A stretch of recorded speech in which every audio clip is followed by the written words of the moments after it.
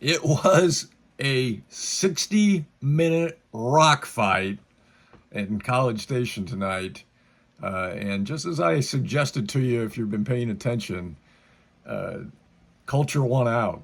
The Irish are victorious tonight against Texas A&M in their season opener, 23-13, in just a tremendous game that arguably lived up to the hype. For Fighting Irish Preview and FightingIrishPreview.com, I'm Phil Hauk, and this is That's a Wrap, brought to you by Notre Dame Federal Credit Union. The Irish overcame a lot in this victory tonight. Probably the the toughest part, but not surprising in front of that hostile crowd. 11 penalties for 99 yards. I mean, think about that. That's like an extra 100-yard rusher in the game that the Irish had to deal with in the game, and penalties came at key times and kept drives alive for Texas A&M. But the Irish overcame that, and they did also overcome that crowd. I mean, going on the road, SEC crowd, the toughest place to play in America. That's what EA Sports says anyway about Kyle Field. 107,000 fans, their fourth largest crowd in their history. And they never sit down, they never stop making noise. But the Irish overcame that. And they overcame a lack of experience. The Irish overcame a lack of experience on their offensive line. And that line definitely struggled.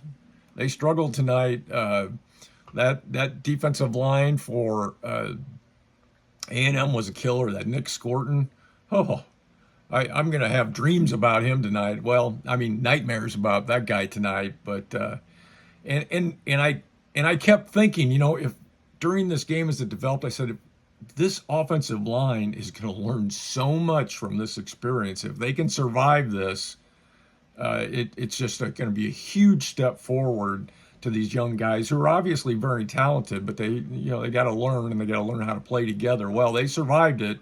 And post game, I thought Marcus Freeman couldn't have said it any better. Putting into words exactly what I had been thinking. He says, in reference to his offensive line, he says, "Yeah, they got baptized tonight," and indeed they did. It was under a lot of potential adversity, a great defensive front that they had to face, and they gelled and they got it done. But listen to so they did some good things. They didn't give up any sacks. Okay, kept their quarterback clean in that regard. And then with the game on the line with 5 minutes left, the score's it's 13-13.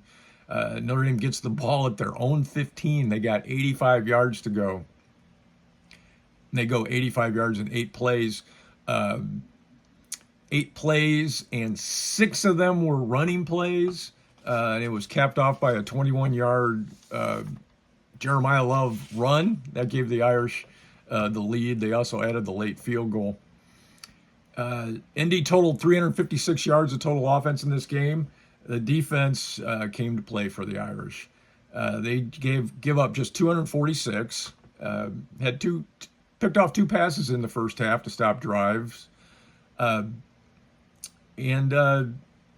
just played terrific all night long. I also wanted to point out that the Irish did rush for 198 yards. It was hard. It was hard to get those yards, but 198 yards, that ain't bad. Riley Leonard definitely struggled throwing the football. He was, he had to be mobile in the pocket to avoid that rush a few times, and he did accomplish that. But only 18 for 30 for 158 yards passing. Through no interceptions, though. Don't make mistakes, okay? And as he said post-game, he said, "It took me 3 quarters to settle in." Well, I'd say he did seem to get a little bit better in that fourth quarter, particularly when the game was on the line. He rushed the ball 12 times for 63 yards. You can see what kind of weapon he's going to be as a dual threat. I like some of the things I saw out of the passing game. I like to see Bo Collins catching a contested pass. I think the Irish have a lot of receivers this year. Jaden Greathouse made a couple of good catches. but that passing game is going to be a work in progress. Uh, and Jordan Faison did go out with an injury in the first half. He limped off the field after a kind of a tackle from behind that he went down a little awkwardly. I hope we don't know the status of that. We'll find out more early next week about that. But how about Mitch Jeter? 3 for 3 on his field goals. That's as he's known. I think his nickname at South Carolina, where he transferred in from, was Money Mitch. He's now 3 for 3 as an Irish field goal kicker. At South Carolina, he was 22 for 24. So 3 misses in his college career. That ain't bad in three seasons as a full-time kicker. So it's on to next Saturday. The Irish will take on, after this big win, Northern Illinois out of the MAC conference. This is a good football team. They were winners today. They played competition at a fairly low level, I guess, in Western Illinois, but they won 54-15. They're considered to be one of the 2 best teams in the MAC this season. Of course, the Irish are going to play the other best team in the MAC, and that's Miami in a few weeks. So, time to celebrate, enjoy this one tonight. It was a great win for the Irish. It is a great way to start this season with hopes so high.